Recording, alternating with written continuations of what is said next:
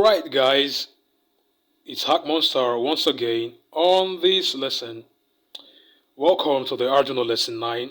So in this lesson I'll be demonstrating to you guys live how a time bomb works, as you can see on my screen here. And at the same time I would explain to you a piece of code I've written to carry out this process. Note that this piece of code I'm going to be showing you guys is a likely piece of code that may be lying somewhere within the software that runs on an actual real-life time bomb. But before we jump right into the tutorial, please do not forget to subscribe to the Robotics channel to join and grow our family. As you can see, we are growing gradually with the current number of 20 members. You subscribing to the Robotics channel will let you receive notifications when we publish video tutorials like this, and it's also going to allow you to grow our family, thereby inspiring us to create more videos like this. Please note that subscription is absolutely free. All you have to do is to click on the subscription button just below. Thanks in advance for your subscription, as we are very grateful. Alright, let's now jump into the tutorial. So some of you might ask, how does a time bomb work? And the answer is simple. On a basic level, the time bomb works on a timing system, which is inclusive in the software that runs on the time bomb. That is, when the operator of the time bomb sets the time bomb to a particular time duration, he then initiates the bomb to start reading and counting up or down in accordance with the time duration he has set the bomb to. But in this tutorial, we will be counting down. So once the time elapses, a trigger system occurs and kaboom, an explosion happens.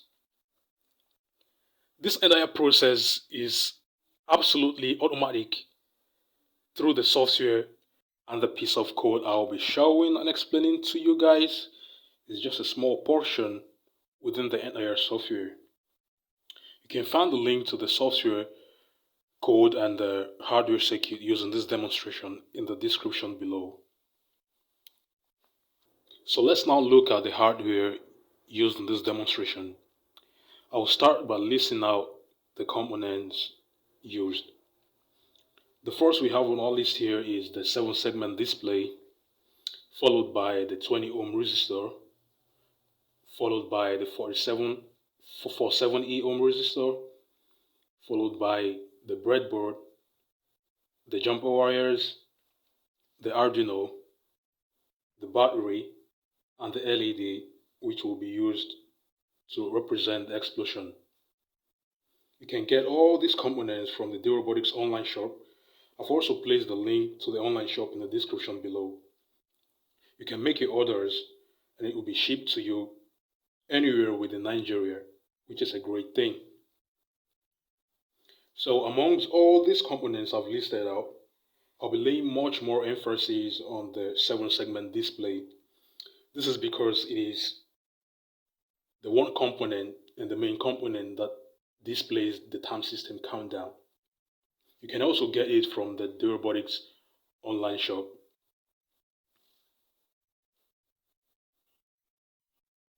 So what you can see upon the screen now is the hardware circuit used for this demonstration. As you can see here, we have the 7-segment display, we have the 20 ohm resistor here, we have our 47E ohm resistor here, we have our LED here, and we have our Arduino and the battery.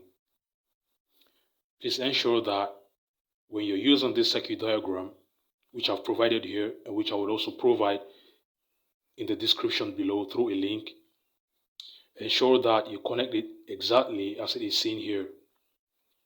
Make sure to reference the 7-segment display here. You can see the dot, this dot, the small black dot over here. Please ensure to connect the 7-segment display with reference to this small black dot here, which is the decimal point of the 7-segment display, as you can see here. Following the battery lead, the positive side of the battery is connected to the V-in of the Arduino. The negative side is connected to the ground. From pin 2 to pin 9 of the Arduino are all connected to the 7-segment display. And you can see where I've connected the 20 ohm resistor, the LED. The LED's positive side is connected to the pin 13, and the negative side of the LED is grounded through the 470 ohm resistor. Please make sure to connect the circuit exactly as it is seen here. If you do not know how to connect a breadboard, you can go to my breadboard tutorial where I gave a detailed description of how to connect to a breadboard.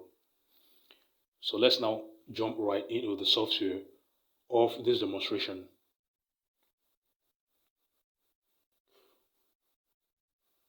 What you can see here is the software part of the demonstration. So this is the code that runs on our time bomb for this demonstration. So I've written this code to be self-explanatory, but I would also go on to explain how it works. So here is the comment section, which is our usual practice, and this is where the actual code begins. You do not need to touch any of this place here, as this is the 7-segment display driver dependency. So the driver depends on this part of the code, so do not touch it. The 7-segment display driver depends on this part of the code, so please do not touch it. Here we have the LED pin to be initialized to pin 13, which is the trigger system. And here we've set the minimum number of countdown to 0 and the maximum number to 9. We've also declared some variables here, num and the explode bomb. Here we've declared two functions here, the count up and the count down. Here we will be using the countdown in this demonstration, but you can also try the count up in your free time.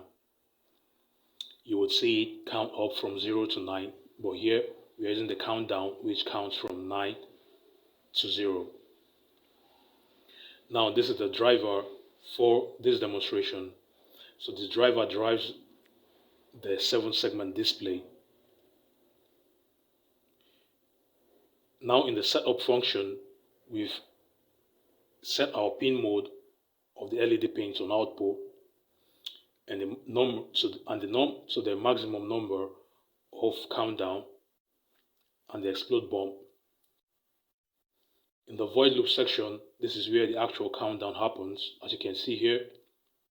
So it counts down from 9 to 0, where each tick represents 2 seconds, which means that from 0 to 9, we're timing the bomb for just 18 seconds. But you can set the bomb for 1 tick for 1 second, whereby 1 tick represents 1 second by changing this 2 to 1, whereby we'll have our delay for just 1000 milliseconds.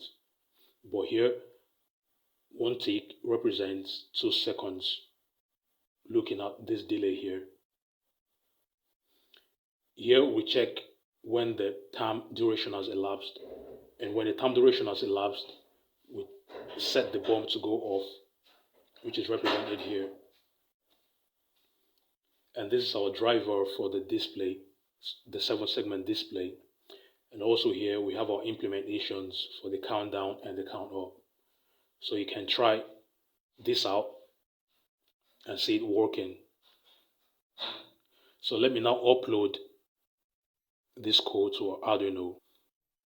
So as you can see, our bomb is ticking and it's counting down. 4, 3, 2, 1, 0, and explosion happens by this indicated by this LED over here. So we start again. 9, 8, 7, 6, 5, 4, 3, 2, 1, and 0, and the explosion happens. So if you want to try this out with the 1 second, you can change the ticking representation by this delay.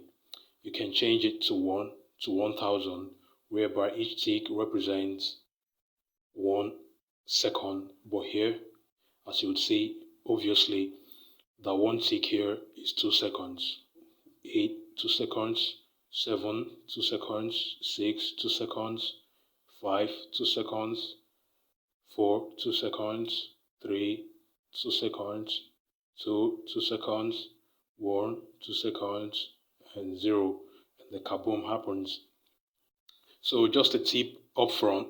So you may have seen in most movies whereby a time bomb is placed somewhere around, and an operator wants to defuse the bomb or stop the bomb from working. So a likely place you may want to touch, or a likely wire you may want to cut to prevent the bomb from exploding is the trigger section of the time bomb. So if you want to defuse a bomb, you either go to the trigger section, that's what triggers the bomb, the actual bomb to go off.